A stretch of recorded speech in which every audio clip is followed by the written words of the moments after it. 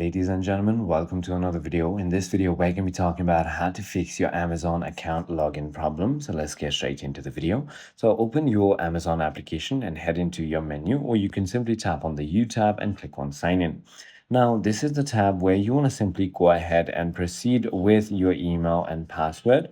Generally, what happens is it does log you into your account directly, but sometimes what happens is you might have multiple different problems. So the first thing you can do is simply go ahead and ensure a stable internet connection. Try switching between Wi-Fi and your cellular data. You can also go ahead and turn on and turn off your airplane mode just to go ahead and give it that quick refresh.